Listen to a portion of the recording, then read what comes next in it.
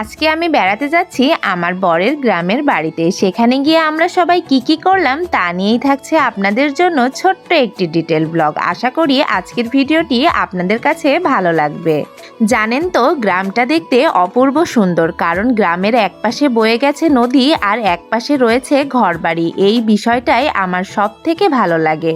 এই গ্রামটির নাম দহকোলা। এটা শোলকুপা অঞ্চলে অবস্থিত। শ্বশুরবাড়ির এই গ্রামটি আমার কাছে খুব প্রিয়, যেখানে আসতে আমার অসম্ভব ভালো লাগে।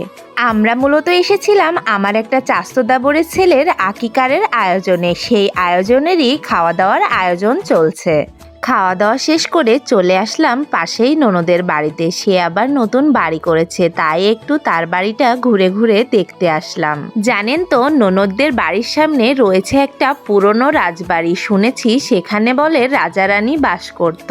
বাড়ির পাশে সুন্দরভাবে ইট দিয়ে ঘেরা রাজা রানীর দুইটা কবরও রয়েছে। তবে বাড়িটা আমার বেশ পছন্দ হয়েছে। পুরনো যে কোনো বাড়ি আমার খুব ভালো লাগে, কারণ বাড়িগুলোর পেছনে কিছু গল্প থাকে, যে গল্পগুলো শুনতে আমার খুব ভালো লাগে।